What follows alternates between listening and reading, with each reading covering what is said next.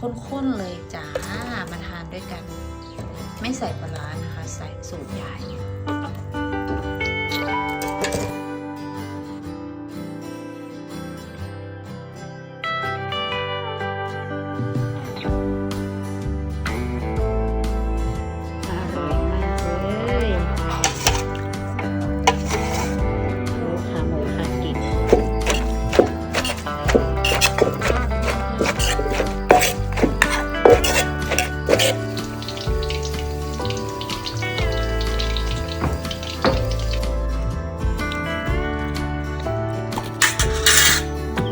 ทำขนมจีนน้ำยากันค่ะทำเครื่องแกงเสร็จแล้วใส่น้ำกะทิค่ะกะทิลงไปน้ำยากะทิเสร็จเรียบร้อยค่ะขนมจีนน้ำยา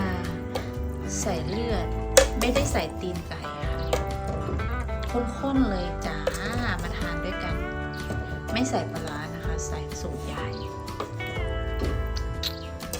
แซ่บๆจ้าน่าอร่อยมากค่ะขนมจีนข้นๆเลยจ้าทานด้วยกันค่ะ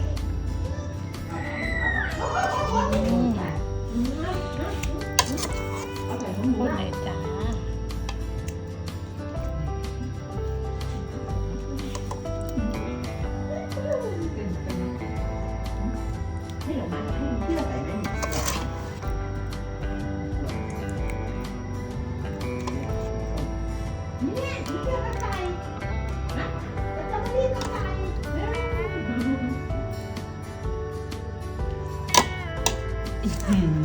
ข้นมาก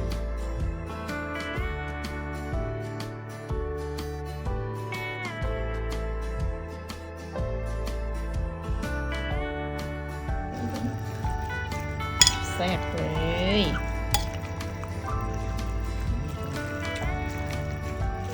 จีน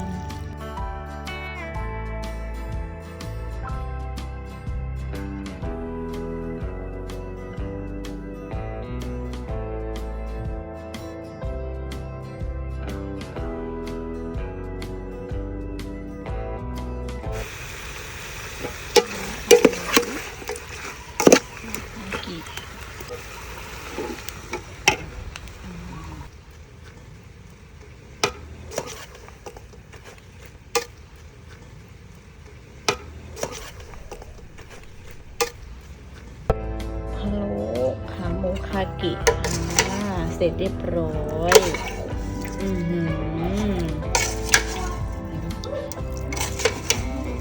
คากิจ้ามาทานด้วยกันจ้าน่าอร่อยมากเลย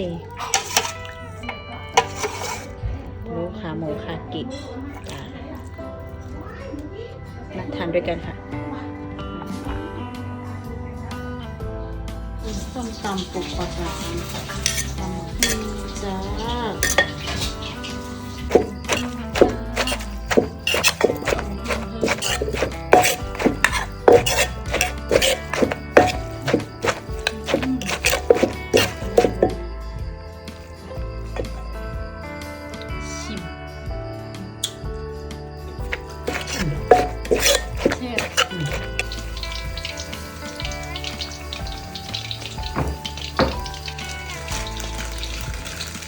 ปลาชุบแป้งทอดค่ะใส่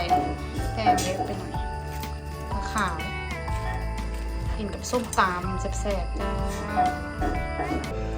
ปลาทอดกับส้มตำมาจ้าแซ่บปูปลาร้า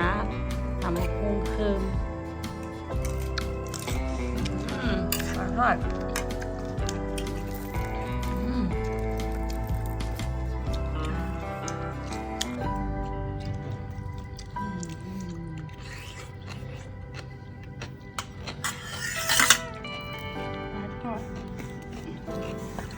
ไว้นี่ไงของหนูอ่ะลูก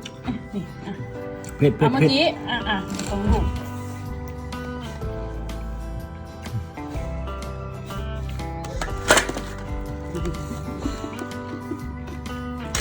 ไม่เอาลูกกินแตงกวาแตงกวา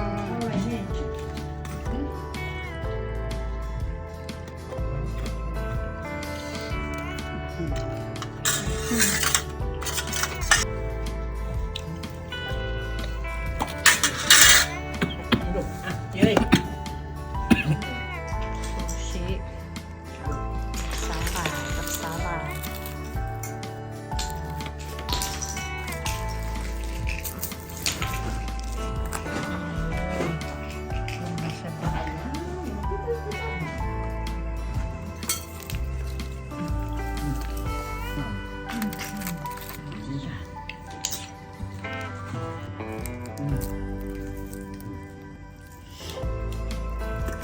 ซูชิ10 บาท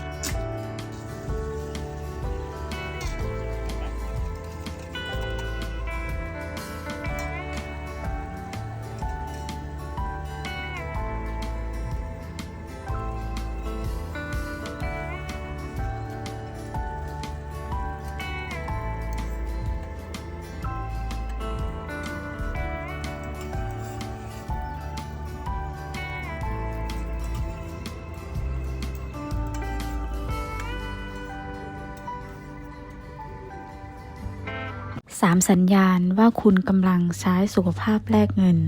1. คุณนอนน้อยเป็นประจำแต่บอกตัวเองว่าช่วงนี้ยุ่ง 2. คุณคิดเรื่องงานแม้ในวันหยุดใจไม่ได้พักจริง 3. รายได้เพิ่มแต่ความสดใสลดลง ถ้า2 ใน 3 ข้อนี้ตรงกับคุณไม่ได้อ่อนแอ คุณแค่ยังไม่เคยจัดชีวิตใหม่ สุขภาพใจคือทุนสำคัญในชีวิต และมันสำคัญพอๆกับเงินเก็บ ถ้าคุณอยากเข้าใจเรื่องนี้ลึกขึ้นรายละเอียดอยู่หน้าโปรไฟล์ค่ะ เงินเยอะขึ้นแต่ความสุขน้อยลง ยิ่งรายได้เพิ่มทำไมความสุขถึงลดลง ตอนรายได้ยังไม่มากเราคิดว่าถ้ามีเงินเยอะขึ้นชีวิตจะดีขึ้น แต่พอรายได้เพิ่มความคาดหวังก็เพิ่ม ความกดดันก็เพิ่ม แล้ววันหนึ่งคุณอาจมีทุกอย่างที่ดูดี แต่ข้างในเงียบลงทุกวัน ฉันเคยถามตัวเองว่าเรากำลังสร้างความสำเร็จหรือกำลังสร้างภาระเพิ่ม ถ้าคุณเริ่มรู้สึกแบบนี้คุณไม่ได้แปลก ฉันเขียนหนังสือนี้ไว้ละเอียดมากสำหรับคนที่ชีวิตดูดี แต่ข้างในไม่สดใสเหมือนเดิม รายละเอียดอยู่หน้าโปรไฟล์